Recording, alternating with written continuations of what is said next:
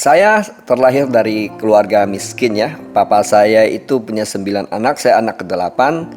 Jadi dari kecil sudah biasa kerja, bantu orang tua, mau main pun setelah tugas selesai gitu ya. Jadi soal kerja keras itu dari kecil sudah biasa melihat orang tua zaman dulu kan begitu kondisinya. So dengan berjalannya ke sini gitu ya, saya melihat bahwa masa depan saya kalau saya di kampung akan terbatas gitu. Masa depan saya sih gitu-gitu aja. Kemudian saya memberanikan diri pindah ke kota Surabaya, kuliah di situ.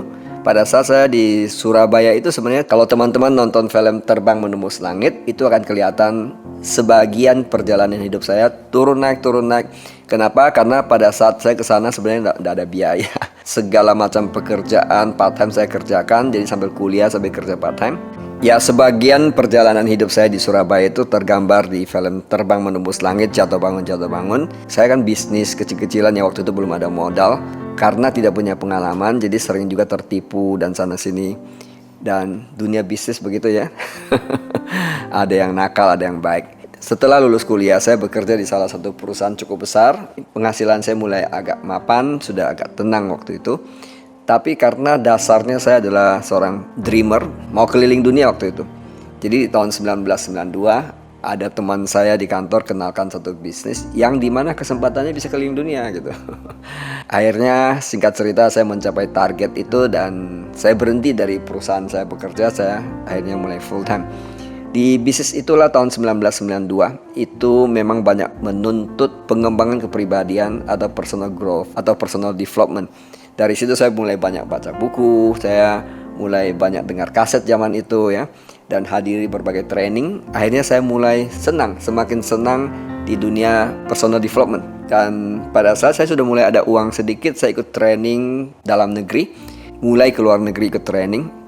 Dan saya semakin dapat uang, semakin saya investasikan ke pengembangan kepribadian ini atau personal development. Karena saya tahu di situ rahasianya. Bukan hanya sukses secara finansial, tapi kalau mau berbagai aspek kehidupan, memang kuncinya saya dulu. Karena bisnis saya ini banyak berkaitan dengan leadership, people skill, dan human lah, pada intinya manusia. Jadi kalau bicara tentang manusia, membangun tim gitu, yang paling penting adalah sayanya.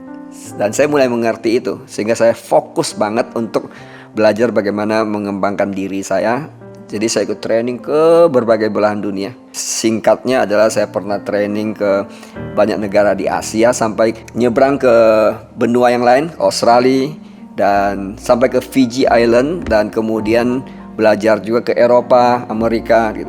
Dan lebih menarik lagi, karena bisnis saya tentang bisnis manusia, saya interaktif dengan manusia dari semua kalangan. Artinya saya berinteraktif dengan orang yang sangat miskin, orang yang miskin, dan orang yang kaya, yang super kaya. Dan saya juga interaktif dengan orang yang berpendidikan, tidak berpendidikan gitu ya. Berinteraktif dengan orang yang punya posisi di masyarakat, baik pemerintahan maupun swasta. Dan sampai akhirnya bisnis saya go nasional. Jadi saya juga sering terbang karena bisnis saya memang bisnis banyak perjalanannya. Dan saya dari Sabang sampai Merauke, dari pulau ke pulau, kota ke kota. Di situ saya juga melihat perbedaan budaya, perbedaan karakter dan sebagainya. Dan pada saat bisnis saya berkembang ke dunia, ke 5 benua, dan saya boleh katakan 15 tahun terakhir ini banyak terbang ke berbagai negara. Disitulah saya mulai membagikan ilmu juga, membagikan pengalaman dan sebagainya. Di tahun 2000 saya totally financial freedom. Jadi saya bebas secara waktu, bebas uang.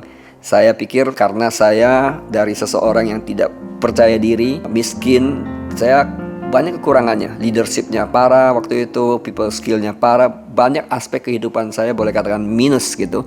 Karena saya menekuni bidang ini, saya merasa bahwa saya bertumbuh. Makanya akhirnya saya bisa bagikan pengalaman ini ke berbagai belahan dunia.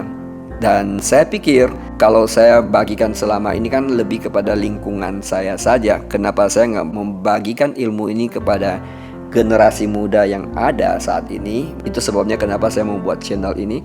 Sehingga channel ini bagi saya adalah bagian dari kontribusi, giving gitu. Ya, di program ini, program YouTube channel ini, saya berencana bahwa secara periodik saya akan menyampaikan pengalaman saya, ilmu yang saya dapatkan saya akan bagikan di sini. Dan saya juga secara periodik akan menginterview mereka-mereka yang telah mempunyai prestasi di masyarakat yang sudah terbukti oleh waktu ya. Jadi pada saat interview diharapkan bisa belajar dari pengalaman hidup mereka. Ya karena juga gitu, ada faktor pengalaman saya pribadi ya, karena saya banyak menghadiri banyak training yang kelas dunia bahkan gitu ya. Saya belajar sampai ke Moskow terakhir ini. Saya perhatikan banget bahwa banyak sekali anak-anak muda, mereka tidak melihat masa depan. Pada saat mereka menghadiri training-training tentang personal development-nya, dan mereka setelah itu mindset mereka berubah. Nah, berarti kesimpulan di sini saya dapatkan bahwa pendidikan tidak cukup hanya di sekolah. Jadi pendidikan di sekolah itu penting, tapi justru menurut saya justru pendidikan di luar sekolah itu mencakup lingkup misalnya sosial, mencakup lingkup mental, karakter, leadership dan sebagainya, itu banyak tidak diajarkan di sekolah. Justru banyak diajarkan di luar sekolah. Dan saya juga dengar bahwa generasi sekarang milenial ini sangat concern loh tentang pengembangan kepribadian dan personal development ini. So saya pikir ini channel buat mereka. Buat siapapun yang benar-benar mau bertumbuh, saya akan membagikan apa yang saya dapatkan. Sayang sekali yang ada di benak saya dari buku yang saya pelajari gitu ya, dari buku yang saya baca, dari training-training yang saya hadiri, baik saya conduct training di nasional maupun internasional. Contoh ya, tahun 2003 saya kan mulai membuat training namanya bootcamp, life changing bootcamp bersama teman-teman. Itu saat ini sudah dihadiri oleh sekitar 80 negara, 5 benua. Mereka datang ke Indonesia gitu untuk grow, untuk bertumbuh. Mereka mengeluarkan biaya cukup besar. Contoh dari teman-teman dari Afrika itu bisa mengeluarkan 6 sampai 7 ribu US dollar, bukan untuk trainingnya, tapi perjalanan, visa, karena ngurus visa mereka itu mahal, hotel dan macam-macam. Oleh sebab itu saya terinspirasi bahwa kalau hanya bootcamp saja mereka memang terbatas, mereka datang dan harus terbang ke sini. Saya tidak mengatakan bahwa channel ini menggantikan bootcamp. Bootcamp tidak bisa digantikan dengan cara itu. Tapi minimal melalui pengetahuan dan ilmu yang saya bagikan, paling enggak itu bisa merata ke penjuru dunia. Karena ini ada namanya subtitle bahasa Inggris, teman-teman dari negara yang lain dan bisa dapatkan ilmunya di situ. Tentang belajar dan bertumbuh, itu filosofi Chinese mengatakan hotel lao seta lao. Bahasa Inggris bilang there's no ceiling for learning. Jadi tidak ada batas usia untuk belajar dan kita bisa belajar dengan siapapun gitu ya. Nah, oleh sebab itu saya mengajak teman-teman, mari kita sama-sama belajar. Saya sampai detik ini terus belajar, terus bertumbuh. Karena kalau bareng-bareng itu asik ya. Oleh sebab itu mari kita tumbuh bersama-sama. Let's grow with Onggi.